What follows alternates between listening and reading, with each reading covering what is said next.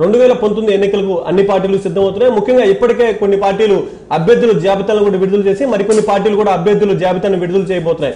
జనసేన పార్టీకి సంబంధించి నరసరావుపేట నియోజకవర్గం నుంచి సయ్యద్ జిలానీ బరిలో దిగబోతున్నారు. ఆయనకు సంబంధించి కూడా ఇప్పుడే ప్రకటన చేయడం కూడా జరిగింది పార్టీ. ముఖ్యంగా ఈ నియోజకవర్గంలో జనసేన పార్టీ పరిస్థితి ఏ విధంగా ఉంది, జనసేన ఈ నియోజకవర్గంలో జెండా ఎగరవేస్తుందా లేదా అనే విషయాలు తెలిపేందుకు మనతో పాటు జిలానీ గారు ఉన్నారు. ఆయన మరిన్ని విషయాలు తీసుకునే ప్రయత్నం చేద్దాం. సార్ చెప్పండి, ముఖ్యంగా ఈ నియోజకవర్గంలో మీ పార్టీ పరిస్థితి ఏ విధంగా ఉంది? చాలా ఆశాజనకంగా ఉంది. చాలా గెలిచే స్థాయిలో దూసుకొని పోతుంది. సార్ ఇప్పటి వరకు ఈ నియోజకవర్గానికి సంబంధించి జనసేన బలంగా లేదు, జనసేన ఇక్కడ పూర్తి స్థాయిలో బలోపేతం కూడా చేయలేకపోయారు జిలానీ అంటూ కూడా పెద్ద ఎత్తున బయట చర్చ జరిగిన పరిస్థితి. ఎందుకు అలాంటి ప్రచారం? అది ప్రచారం ప్రతిపక్ష వాళ్ళు, ప్రతిపక్ష ఎమ్మెల్యే కానివ్వండి, ప్రతిపక్ష రూలింగ్ స్పీకర్ కానివ్వండి, వాళ్ళు తెలుగుదేశం వైసీపీ మన మీద ఎక్కువగా ప్రచారం చేయడం వాళ్ళే వారు చేస్తున్నారు. అంతేగాని చాలా ఆశాజనంగా ఉంది. 1 ఇయర్ నుంచి నేను పార్టీలో పోయిన మార్చి 14వ తారీఖు జాయిన్ కావడం జరిగింది. ఈ రోజు వరకు అనేక కార్యక్రమాలు నేను చేశాను. రంజాన్ నెలలో పూర్తిగా 30 రోజులు అహర్నిశలు రంజాన్ మాసంలో ప్రతి మసీదుకి వెళ్ళటం జరిగింది. సాహిబుల్లో మమేకం కావాల్సింది మహమ్మదీల్లో మమేకంగా కలిసి రావడం జరిగింది. అలాగనే సెప్టెంబర్ 2న భారీగా పవన్ కళ్యాణ్ గారి జన్మదినం భారీగా సుమారు 15,000 మందితో 2,500 నుంచి 3,000 మోటార్ సైకిళ్ళ ర్యాలీతో నేను ఆ కార్యక్రమం నిర్వహించడం జరిగినది. అలాగనే చాలా మధ్యలో రావిల కిషోర్ బాబు గారు కానివ్వండి, వివిధ పెద్ద స్థాయిలో ఉన్న నాయకులు నర్సరావుపేట రావడం జరిగింది. వారిని కూడా అపూర్వంగా ఘనస్వాగతించి అపూర్వంగా ప్రతి కార్యక్రమం జయప్రదం అయ్యేలాగా చేయడం జరిగింది. మొన్న ఈ రీసెంట్గా మన పోయిన వారంలో పవన్ కళ్యాణ్ గారు రావడం జరిగింది. ఆయన 48 అవర్స్ ముందు ఇన్ఫర్మేషన్ మాకు ఇచ్చారు. 48 అవర్స్ ముందు ఇచ్చిన తక్కువ వ్యవధిలోనే ఎక్కువ మంది జనసేకరణ చేయటం జరిగింది. కాబట్టి చాలా ఆశాజనంగా ఉంది. ఇది మనకు గిట్టని వాళ్ళు అనేక రకాలుగా చెప్తూ ఉంటారు.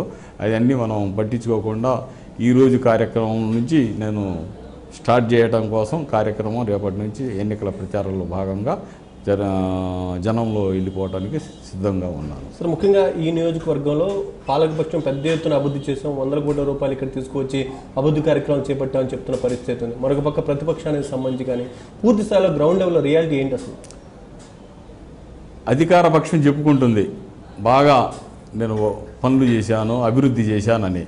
అభివృద్ధి తక్కువ, అవినీతి ఎక్కువ. అలాగనే ఇక్కడ ప్రతిపక్షంలో ఉన్న ఎమ్మెల్యే పనికిరాని ఎమ్మెల్యే, ఏవి చేతగాని అసమర్థత ఎమ్మెల్యే. వాళ్ళు కేవలం తెలుగుదేశం గవర్నమెంటు ఆసరాగా పెట్టుకొని ఆయన ఆరోగ్యశ్రీ తెచ్చుకోవడం, లాలూచీబడి లోపాయికారిగా. అందువల్ల వాళ్ళు చేసే అవినీతి ప్రతి పనికి ఆయన ప్రశ్నించలేకపోవటమే ఇందుకు కారణం. సార్ ముఖ్యంగా ఈ నియోజకవర్గంలో ఒక నియంతృత్వ పాలన నడుస్తుంది. పూర్తిగా ఎంపీ కూడా ఈ నియోజకవర్గంలో పర్యటించడానికి కూడా అనుమతులు లేని పరిస్థితి అంటూ కూడా కొంతమంది నాయకులు కానీ లేకుంటే ప్రజలు కానీ చెప్తున్న పరిస్థితి సంబంధించి అలాంటి నియోజకవర్గంలో జనసేన పార్టీ ఏ విధంగా ముందుకు వెళ్ళబోతుంది? మీరు చెప్పింది అక్షరాల వాస్తవం. అది అవినీతి పాలన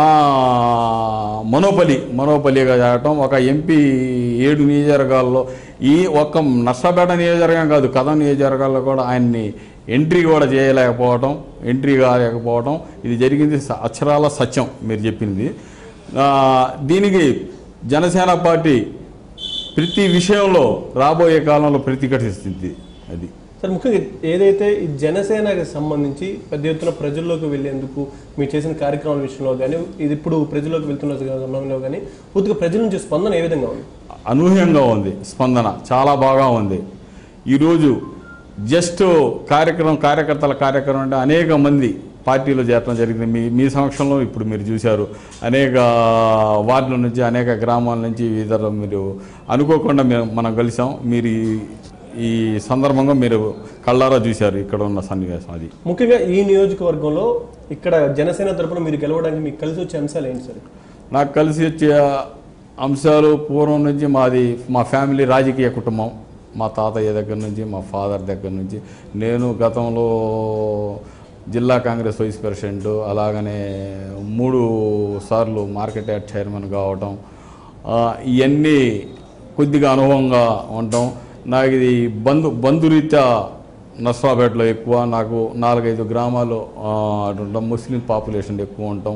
వివిధ వర్గాల్లో జనసేన పార్టీ చొచ్చుకుని పోవటం, ఒక కమ్యూనిటీ కాకుండా ఆల్ కమ్యూనిటీలో యూత్ పవన్ కళ్యాణ్ గారి ఆశయాలకు ఆకర్షితులై రావటం, ఇదే మనకు అనుకూలంగా ఉండే ఇది.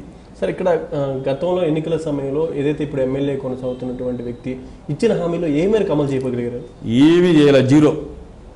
ఏమీ చేయలేకపోయాడు ఆయన. హామీలు జీరో. ఇక ఆయన మటుకు ఆరోగ్యశ్రీ పెట్టుకున్నాడు. అది జనసేనకి సంబంధించి మొత్తం కూడా గ్రామ స్థాయిలో కూడా కమిటీలు లేవు. జనసేనకు సంబంధించి సరైనటువంటి సంస్థాగత నిర్మాణం లేదు. అలాంటి పార్టీ ఏ విధంగా గెలుస్తున్నట్టు కూడా బయట చర్చ జరుగుతున్న పరిస్థితి ఉంది. ముఖ్యంగా మీ పార్టీ పరిస్థితి ఈ నియోజకవర్గంలో గ్రౌండ్ లెవెల్ ఏ విధంగా ఉంది? గ్రౌండ్ లెవెల్ చాలా స్ట్రాంగ్గా ఉంది. మీరు ఏ కమిటీలు లేకపోయినా ఏముంది, యూత్లో మా ప్రభావం ఎక్కువ ఉంది. మా పవన్ కళ్యాణ్ గారి ప్రభావం యూత్లో ఎక్కువ ఉంది. ప్రతి కమ్యూనిటీలో ముఖ్యంగా బీసీ, ఎస్సీ, ఎస్టీ, మైనార్టీలో ఎక్కువ ప్రభావం ఆయన ఉండదు. ఈ కమిటీలు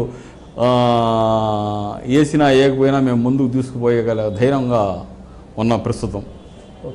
మొత్తంగా ఈ 2019 ఎన్నికల్లో నర్సరావుపేట నియోజకవర్గం నుంచి మీ పార్టీ జెండా ఎగిరే అవకాశం ఉందా లేదా? ఖచ్చితంగా ఎగిరే అవకాశం ఉంది పార్టీ. ఓకే, ఇది మొత్తంగా చూసుకుంటే ఏదైతే నర్సరావుపేట నియోజకవర్గానికి సంబంధించి అధికార పక్షం పెద్ద ఎత్తున అభివృద్ధి చేశామని చెప్తున్నప్పటికీ అది ఆశించిన స్థాయిలో గ్రౌండ్ లెవెల్లో ఆ పూర్తి స్థాయిలో కూడా ప్రజలు సంతృప్తి చెందే విధంగా లేదంటూ కూడా మరొక పక్క ఏదైతే ఇక్కడ ఎమ్మెల్యేగా కొనసాగుతున్న వ్యక్తి కూడా వాళ్ళతో ఎదిరించి పోరాడి ఇక్కడ నియోజకవర్గానికి ఆశించిన స్థాయిలో నిధులు తీసుకురావడంలో కూడా విఫలమైనట్టు కూడా పెద్ద ఎత్తున ప్రజల్లో చర్చ జరుగుతున్న పరిస్థితి. ముఖ్యంగా జనసేన వైపు కూడా ప్రజలందరూ చూపు ఉంది. ఈ నియోజకవర్గం అభివృద్ధి చెందాలంటే అది జనసేనతోనే సాధ్యమవుతున్నట్టు కూడా జిల్లాని చెప్తున్న పరిస్థితి ఉంది. కెమెరా పర్సన్ సిద్ధార్థతో నరేంద్ర, ప్రైమ్ న్యూస్, నర్సరావుపేట.